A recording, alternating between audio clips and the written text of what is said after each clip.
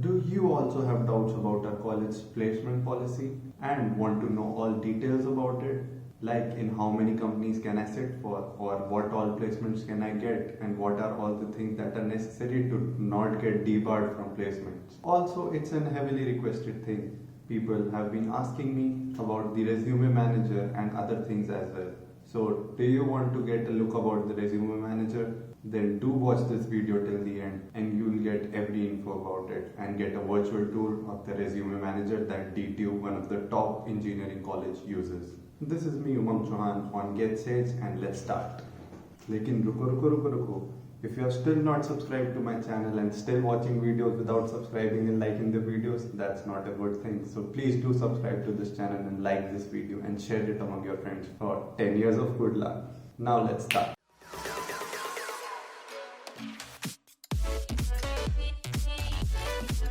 So let's start this journey by the TNP website or the Department of Training and Placement website of a college, that is tnp.dtu.ac.in.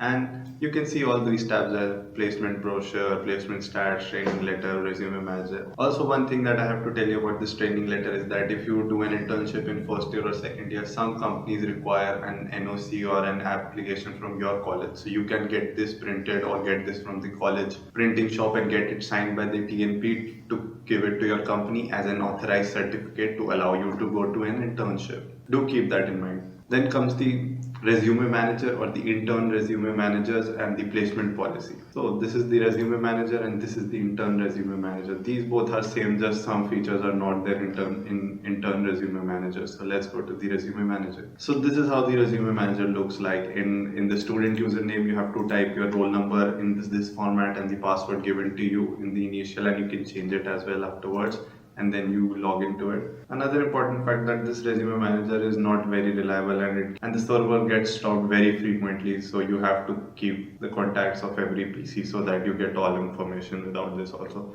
So this is what it looks like. This is the notification center where every student opens up, can see all the job placements and everything about it and go to those jobs as well. And on the top you can search these notification about the job. Now since this website was really slow, so I paused the video and opened all the tabs for you so that you don't have to wait for it.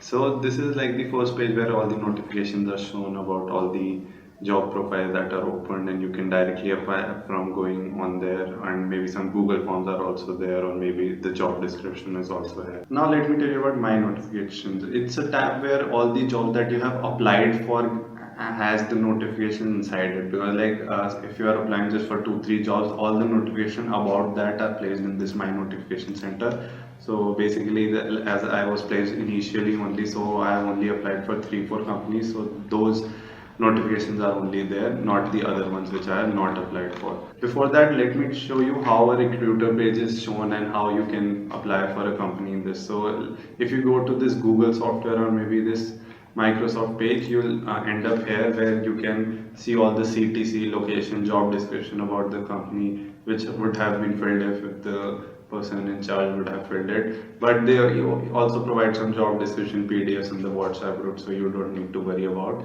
And there's a join button below this. If you are eligible, you can click it and it will show you have successfully applied for this opening. Next, let's go to the job openings part. So these are the job openings that have been come here. You can sort it by the deadline or the date of visit. So it shows all the job openings, not just the ones that you are eligible, but all the openings with all the branches which is eligible for the application deadline, date of visit and everything. Now let's go to the My Application tab. So these are the My Applications. It's like what companies you have applied for. It shows their name, time of submission, date of visit, and in which you have been selected. So you can see this is my first selection, and that's how it all goes. Now let's go to the main part which you have to fill in after you get your IDs, is the profile. It has 2 parts like this. So this is the personal info. Some of these things have been taken from the Google form that you fill while creating these IDs, and some personal details you have to fill and click on update here. So this is pretty basic. Second, which is more important, is the academic info. This is the things that you have to fill yourself, and you can update your resume link here. And these are all the details. Some are fixed by the Google form and you cannot update it. Only the placement coordinators and the respective in charge can fill it, and others you can change as per your needs. So these are all those things that you can fill. These CGPAs are updated by the Department of Training and Placement only, and you cannot change this. What you can do is after every result, you can ask them to speed up the process of updating, because sometimes those chances depend on these CGPAs. And you can click on update if you want to do some changes in anything around that. Now let's go to my account. This is a tab where you can change your password or your secret question very easily. Next is search recruiters and job openings. So it has a search button, and similar to those job openings thing, this is same as that, where you can view the notifications and that job as well. Next we'll go to PC review. I don't think if anyone uses this, it is not that much relevant. Also you can review a placement coordinator here if you want. The main important thing is the placement policy, and this is something that many people are not clear about. And let me talk about every point of this, and it is very important. First, that a student having no job offer can apply for placement, if that is very basic. Attendance criteria has to be maintained, that is written. Company can shortlist the resume profile, and no inquiry will be entertained on company shortlisting. This is basically like if someone doesn't shortlist you, you cannot ask them a question why you have not been shortlisted, or another student with a low CGPA has been shortlisted, then you cannot ask. It's very non-transparent system. Only the person authorized by the training is can edit the resume manager. That's pretty understandable. The acceptance of application clauses or no application would be considered in the case. Although this rule sometimes changes if you have a genuine concern, and if you could not apply on time, you can change this as per your needs by talking to the placement coordinator or the HOD of the TNP. If any case a student applies for a company and does not have a presentation, they further transfer the placement and debarred. This is a pretty serious rule. Some students do get debarred, but I think after warning, every student has been let off from this. No one has been permanently debarred till now, maybe for 1 or 2 companies, but that's it, not for more than that. These are some other things about the dress code, and that you can know easily. Anyone who misbehaves with the placement coordinator, university staff, and company executive during the selection process will be debarred. That's a basic one that you have to always remember, because they have the power. Misconduct copying during the written test, online test will lead to debarment to complete the placement session. That's a rule that is very in the gray area, because I have seen a lot of students copying and no one asking them to anything, or maybe not punishing them. That's a very big concern that I see a lot of times, and that's not very good for everyone. If someone non-deservable gets an opportunity, you feel bad. That's the way it goes. The 10th point, that if someone denies a PPO, strict action will be taken. That's something that TNP cannot control, but I don't know how they do that, but it's written, so you must follow that. Now comes the part of second placement. So if you have got a PPO or have been placed in a company, you can sit for another placement if 80% of your batch has been placed and the CTC is 1.5 times your current CTC. So all those things are given here. I don't know how they calculate the 80% branch thing or 80% eligible students, but pretty soon they start giving the second placement opportunity to every student. So 11th part is that you have to choose between your second offer and first offer within a week. Next point is that you cannot fill wrong information, and strict action will be taken against you if you write anything wrong against it. Some other strict action that can be taken against you if you do these things, like tells the university that he doesn't want to join the company or speak negatively about the university or the company. Another point is you cannot post any confidential information on social media. That's strictly against the rules.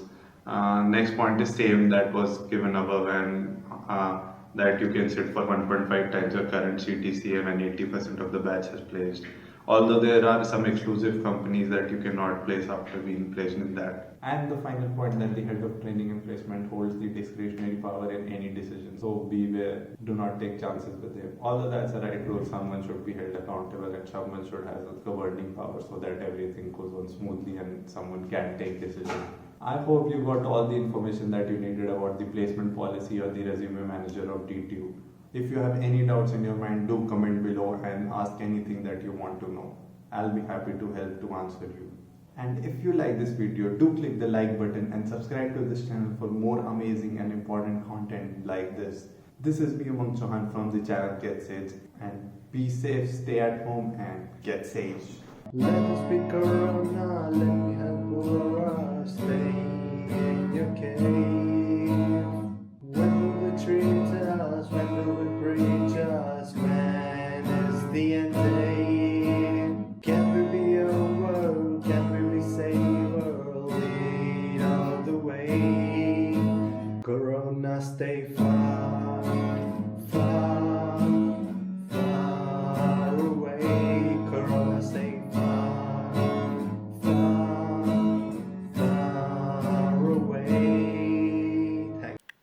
like this video and subscribe to our channel and press the bell icon to never miss any update from Get Saged.